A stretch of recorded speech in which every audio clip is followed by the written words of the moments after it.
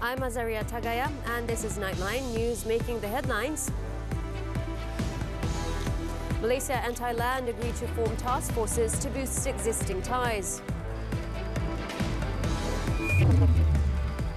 And police in sensitive divisions must now declare assets.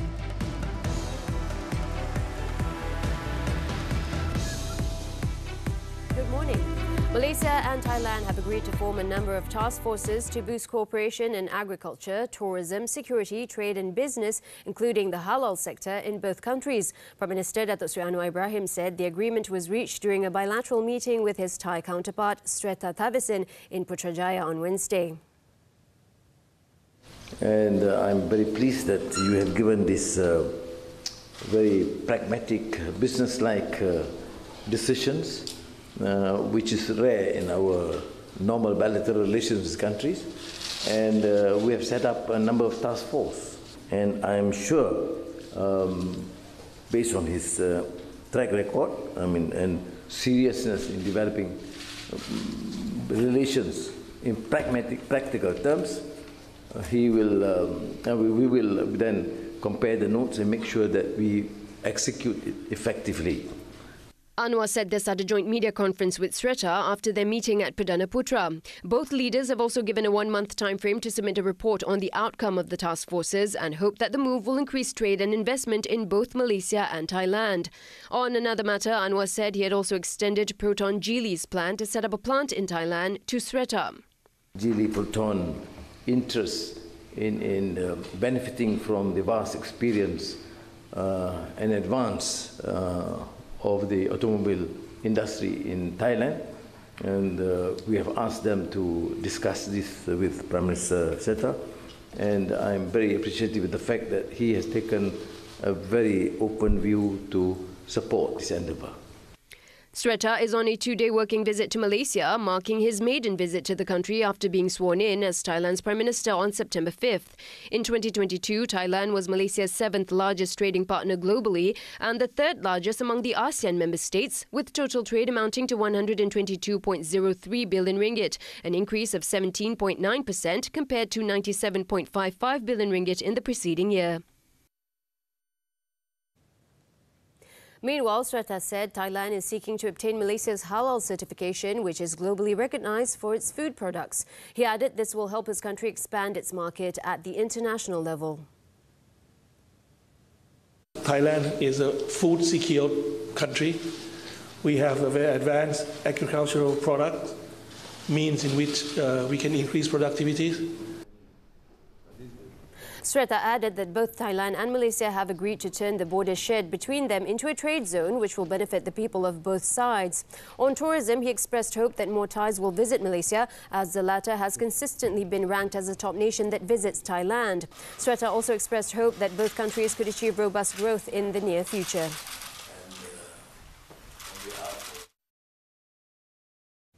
Earlier, Yang di-Pertuan Agong Al-Sultan Abdullah Riayatuddin Al-Mustafa Billah Shah granted an audience to visiting Thai Prime Minister at Istana Negara. Sreta, who arrived at 12:50 p.m, spent about 30 minutes meeting the King. During the meeting, Al-Sultan Abdullah and Sreta touched on efforts to strengthen the existing bilateral relations and cooperation in various fields. The Yang di-Pertuan Agong also congratulated Sreta on his appointment as the 30th Prime Minister of Thailand and expressed his grief over the recent shooting incident at the Siam Paragon shopping mall in Bangkok that claimed 2 lives and injured 5 others. Also present were Home Minister Datuk Sri Saifuddin Nasution Ismail and Malaysian Ambassador to Thailand, Datuk Joji Samuel.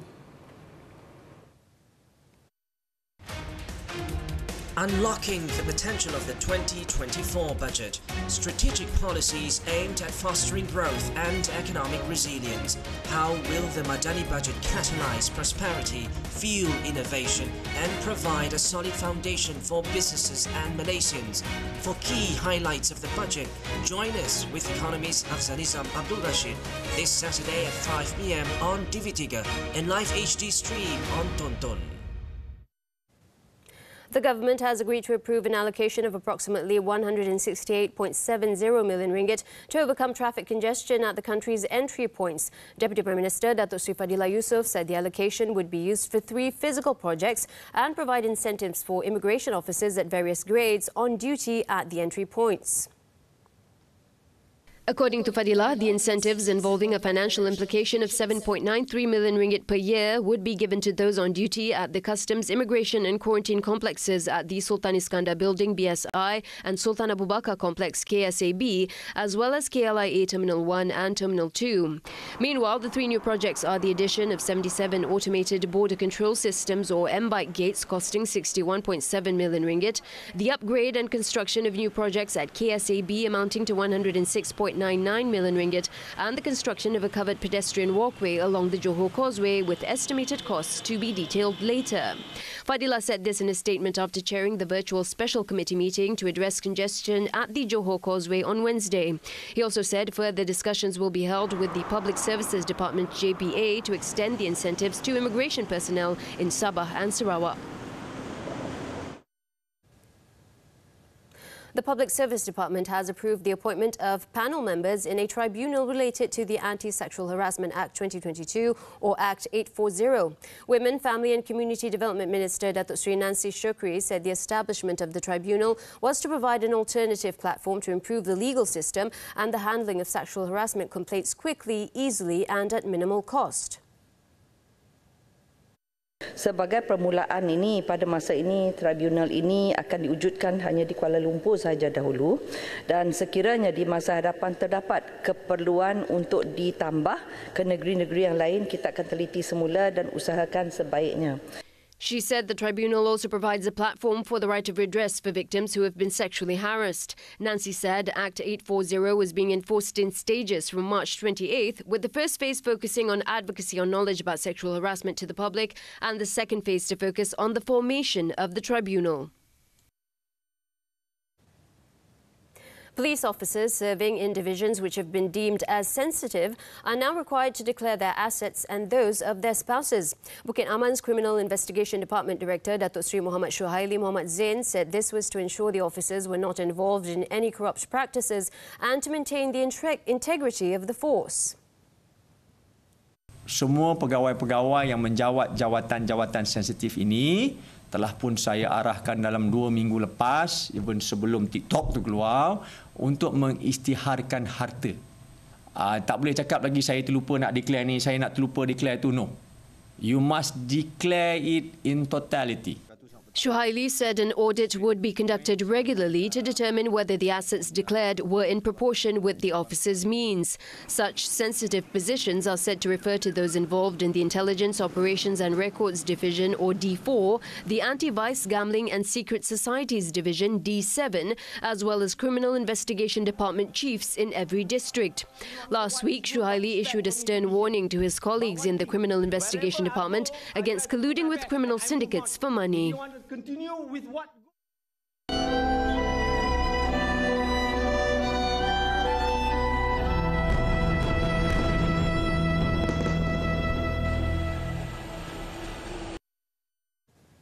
Wisma Putra has advised those planning to travel to conflict areas to postpone their plans due to the ongoing security situation arising from the fighting between Israel and Palestine. In a statement on Wednesday, the Foreign Ministry said non-governmental organizations, NGOs, which still intend to travel to the affected areas are advised to refer their plans to the ministry first. In the statement, Wisma Putra also advised anyone who has information about the whereabouts of their relatives or anyone else in the conflict areas to get in touch with the ministry to facilitate assistance if needed. It added 5 Malaysians, including a woman and her 3 children, are currently in the West Bank. It said the Malaysian embassy in Jordan is in constant contact with them amid the ongoing Israel-Hamas conflict. It added that Malaysia was deeply concerned with the increasing number of casualties and injuries to civilians in the ongoing conflict. It said Malaysia strongly condemns Israel's excessive and indiscriminate bombings of civilian areas, as well as its move to restrict basic supplies such as water, electricity and food. It also expressed disappointment with the United Nations Security Council UNSC's failure to reach an agreement on putting pressure for the ongoing violence to stop.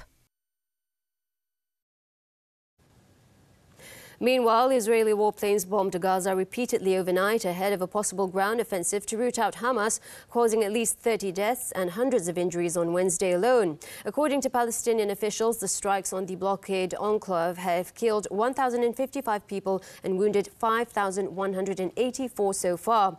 Wednesday's airstrikes have also struck the Islamic University in Gaza, destroying completely some buildings of the university. Also targeted were residential buildings, mosques, factories, shops, as well as weapons storage facilities and an operational command center used by Hamas fighters. Meanwhile, Palestinian officials said the only power plant in the Gaza Strip shut down on Wednesday, limiting the ability to provide basic services after the Zionist regime cut off supplies. It added that all basic services in Gaza depend on electricity, and it will not be possible to partially operate them with generators due to the prevention of fuel supplies through the Rafah gate. In the meantime, fears have mounted of a worsening humanitarian crisis in war-torn Gaza, where Israel had leveled over 1,000 buildings and imposed a total siege, cutting off water, food and energy supplies for 2.3 million people. A United Nations UN agency said more than 260,000 Gaza residents have been forced from their homes, calling for a humanitarian corridor to allow civilians to flee during the enclave's fifth war in 15 years.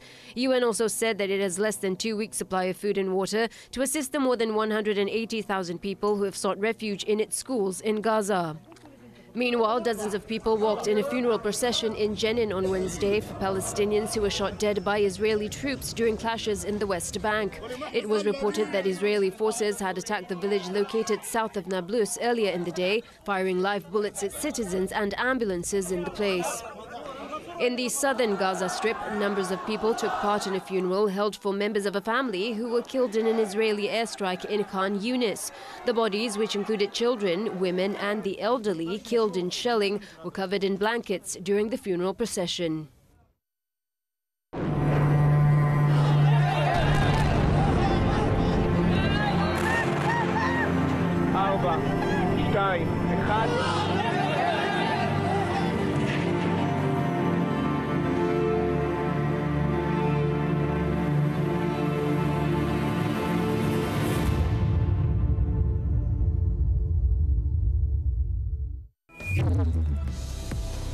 Luton Airport suspends flights after car park inferno. Details when we return.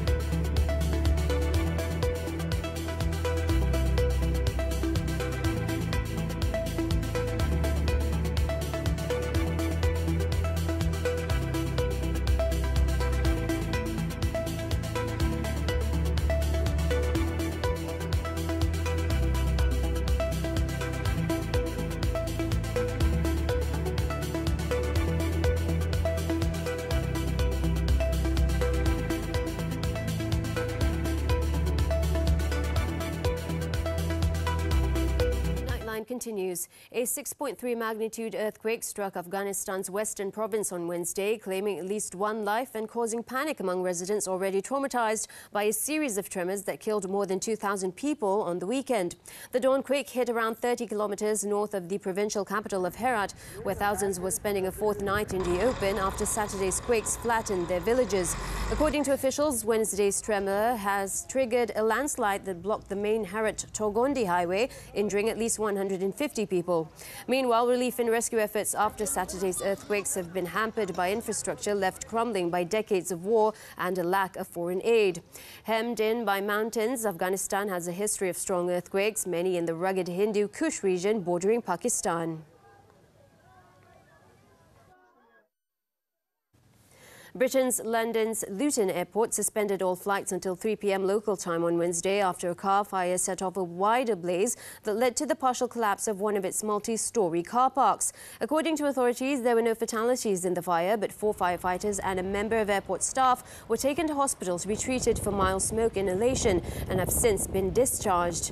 The local fire department said up to 1,200 cars were estimated to have been in the car park when one half of the structure was fully involved in the fire, leading the building to suffer significant structural collapse. Officials said the cause of the fire appeared to be accidental. Luton is Britain's 5th busiest airport after Heathrow, Gatwick, Stansted and Manchester. It handled 13.3 million passengers in 2022. Inmates at Paraguay's largest prison rioted on Tuesday, taking 11 guards hostage and setting fire to facilities in the crowded Tacumbu penitentiary on the outskirts of the capital. 2 hostages were later released as government and military forces responded to the revolt. Following the clashes, police braced behind riot shields while the entrance to the prison was in flames. The blaze was later put off by firefighters. At least 2 police officers were injured in the clashes. Tacumbu houses nearly 4,000 inmates in a ramshackle tin roof building.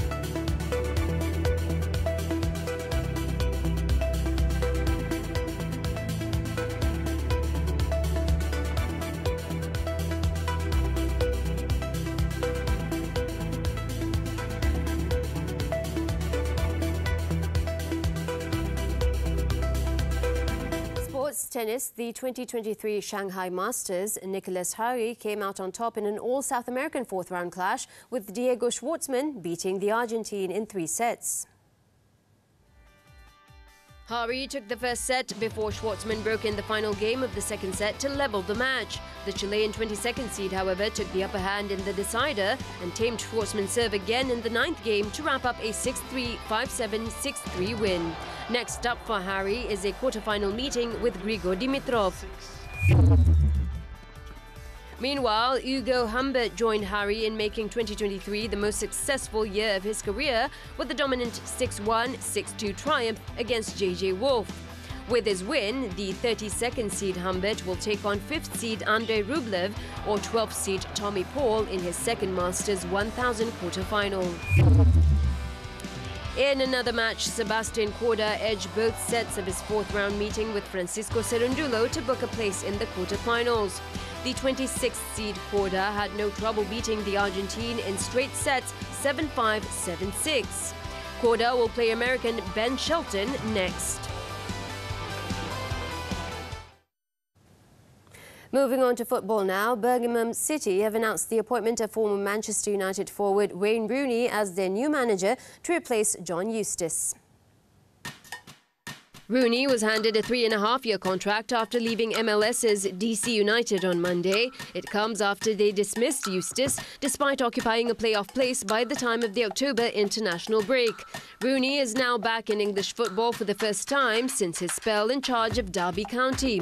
The former England skipper has appointed Ashley Cole and John O'Shea to his coaching staff, although both of them will be permitted to combine their roles with their existing duties with their respective national teams. Cole is the assistant coach for England's under-21s and O'Shea is the assistant for the Republic of Ireland senior team. More to come. Company owner charged with making false claims.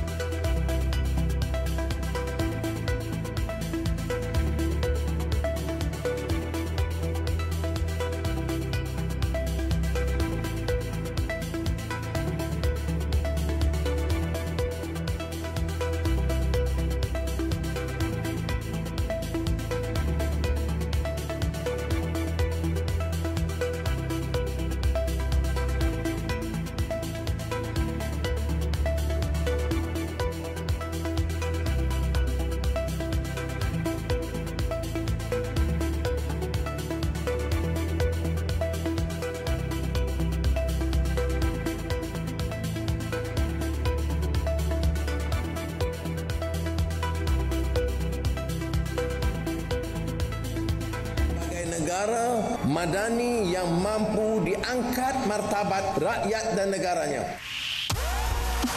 Laksana reformasi fiskal. Perkasa keterjaminan makanan. Teliti dasar gaji progresif. Seragam subsidi bersasar. Program khas Belanjawan 2024. Jumaat 13 Oktober hanya di TV3. Dan stream HD secara langsung ditonton. Welcome back. The shortage of white rice in the domestic market has been dominating headlines in the last couple of weeks. But how did we get here and what is the best solution in overcoming this problem? FMT's Natasha Bust and Revati Subramaniam find out. Rice. If there's one thing that unites Malaysia's various communities, it is our love for these small white grains. But if you're looking for local rice at your nearby supermarket or sundry shop, chances are you won't find any. There is a shortage of local rice in the market, leaving many with no option but to opt for the more expensive imported varieties. Now, Malaysia is a rice-producing nation, so how did we get here? One reason is the 36% price hike on imported rice from September 1st. This was due to multiple external factors, including climate change, weakening foreign exchange rates, high operational costs, and regional conflicts.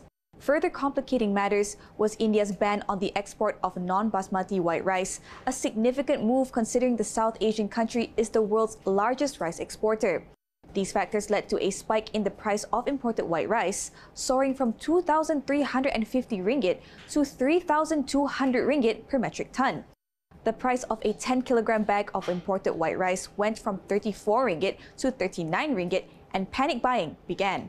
To put it into perspective, a 10-kilogram bag of locally produced rice only costs 26 ringgit because of a price ceiling set by the government. But prominent retailer Amir Ali Maidin says this price ceiling is part of the problem as it creates a substantial 13 ringgit difference between local and imported rice.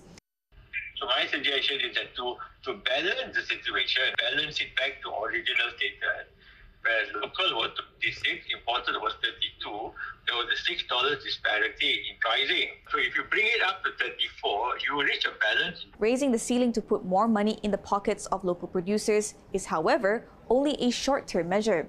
Fatima Muhammad Arshad of University Putra Malaysia's Institute of Agricultural and Food Policy Studies says what the country needs is a food-first policy. As it stands, Malaysia relies heavily on imports. In 2018, the country imported 776,000 tons of rice, a figure that increased to 1.13 million in 2022. The long-term objectives here are to ensure sustainability, resiliency and equity in the food sector. The country should mobilize its resources, such as research funds, scientists, researchers, extension agents, to improve productivity and to improve efficiency or reduce cost of production.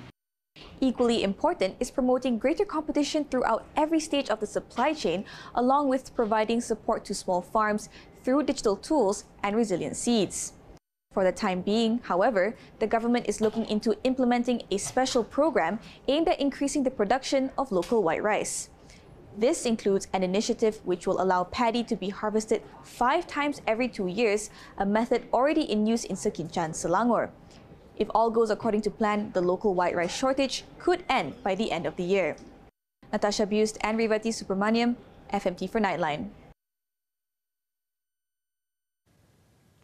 A company owner being treated at a hospital was slapped with 3 charges of making false statements in 2017, totaling 22.7 million ringgit for non-existent supplies of rice products. The 37-year-old C. Kuganiswaran pleaded not guilty to the charges read out to him before Judge Rosina Ayub at a private hospital in Klang. The 3 charges read that Kuganiswaran had given 3 sets of false documents to an agent from SME Development Bank Malaysia Berhad. It was meant for projects to supply rice products worth 22.7 million ringgit to Kedah Agro Holding Berhad. However, none of the rice products were delivered and it was aimed to confuse its principals. He was accused of committing the offences on January 27th, March 1st and March 14th in 2017.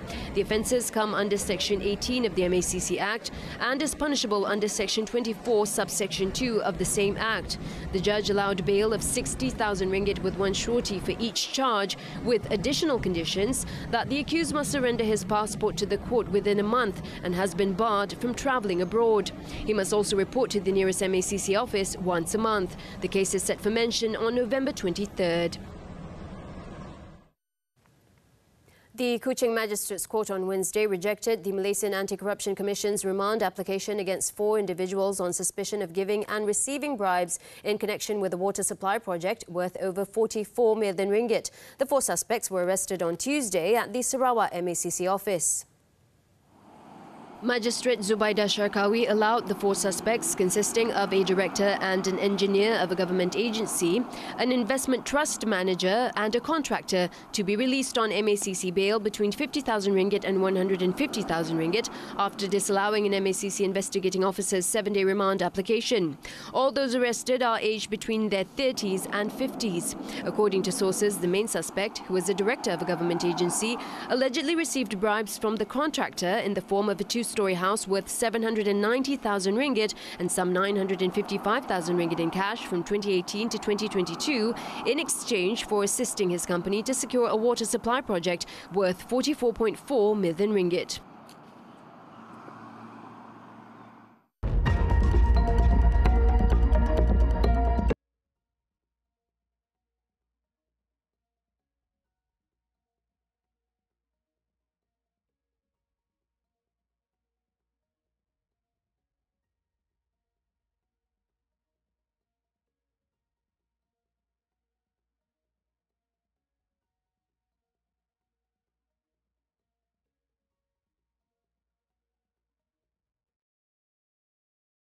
Nightline draws to a close this time around. Oscar-nominated director Tim Burton's work came to life as his exhibition opened in Turin. Known for films like Edward Scissorhands, Frankenweenie and Corpse Bride, Burton's creativity is explored through his drawings and models.